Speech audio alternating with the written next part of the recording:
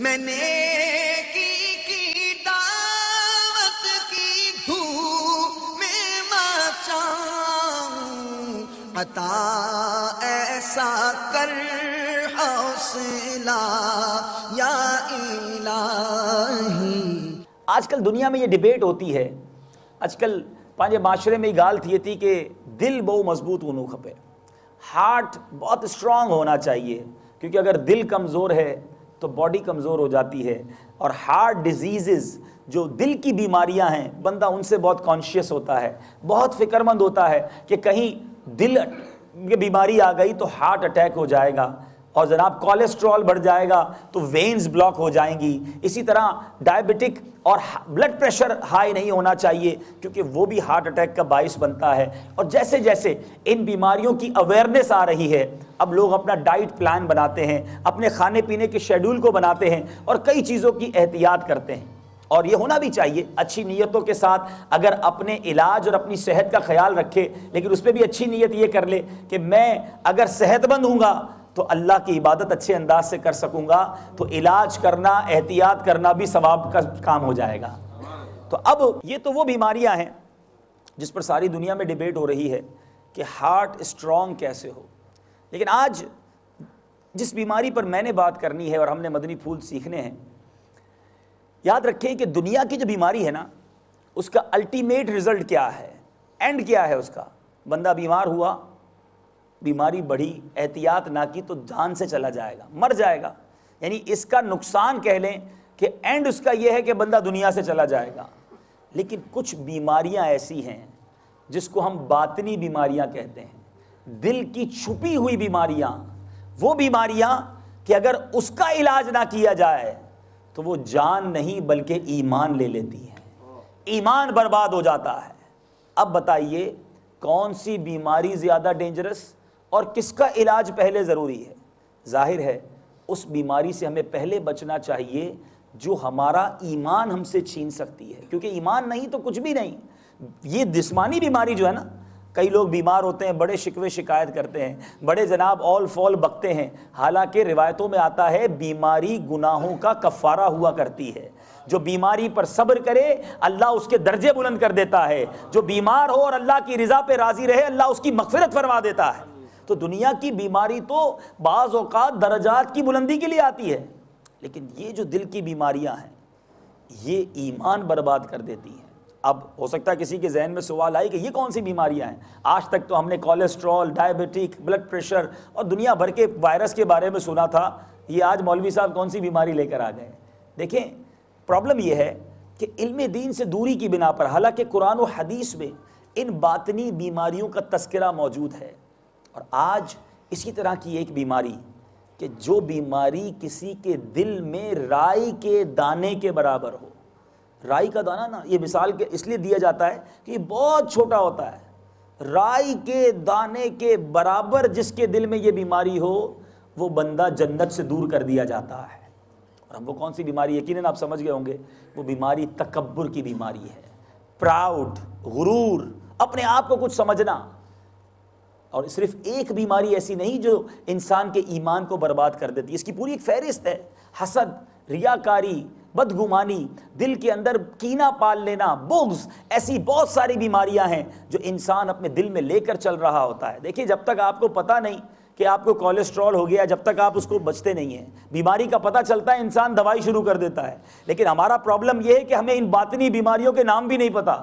آدم صفی اللہ نبینا علیہ الصلوۃ والسلام کی پیدائش جب ہوئی تو اللہ تعالیٰ نے تمام فرشتوں کو حکم دیا کہ ان کو سجدہ کریں، فرشتوں کو بھی حکم دیا اور ابلیس کو بھی حکم دیا۔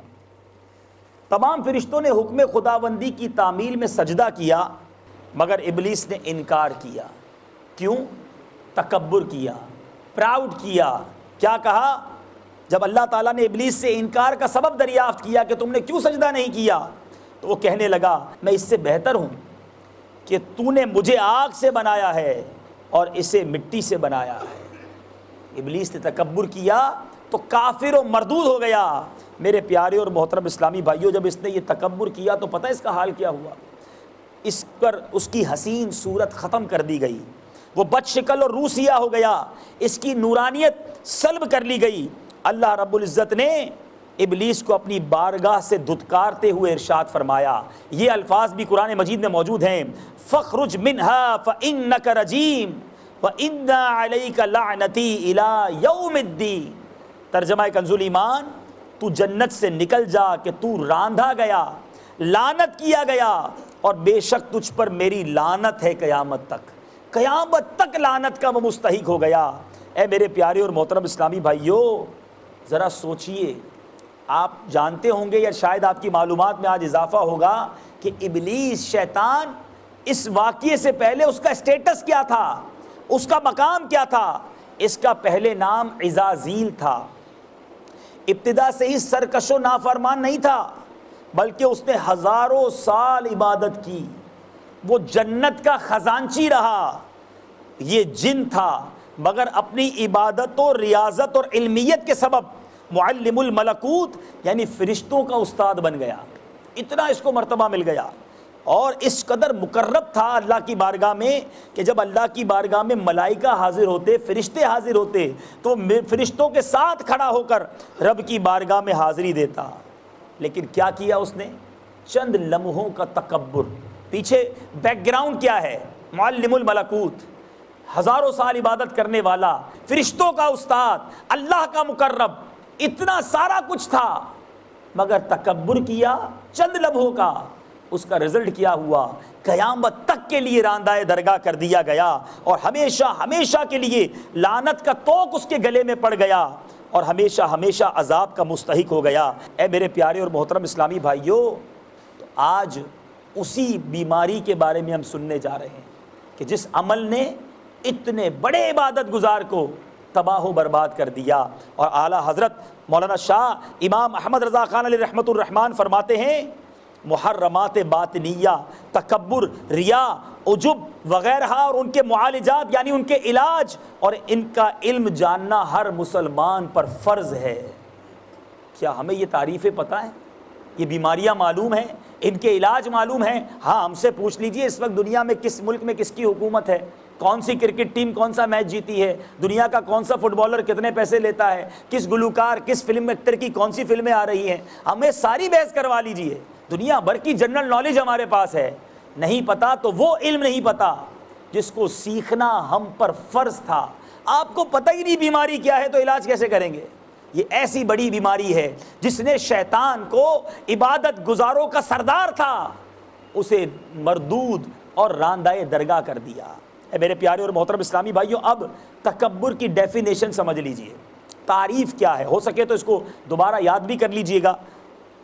خود کو افضل جاننا اور دوسرے کو حقیر جاننا، اس کو تکبر کہتے ہیں، یعنی میں سپیریئر ہوں اور یہ مجھ سے کمتر ہے، اسی کو تکبر کہا جاتا ہے۔ چنانچہ پیارے آقا علیہ الصلوۃ والسلام نے ارشاد فرمایا، تکبر حق کی مخالفت اور لوگوں کو حقیر جاننے کا نام ہے۔ میں نے کی دعوت کی دھوم میں مچاؤں، عطا ایسا کر حوصلہ یا الہی۔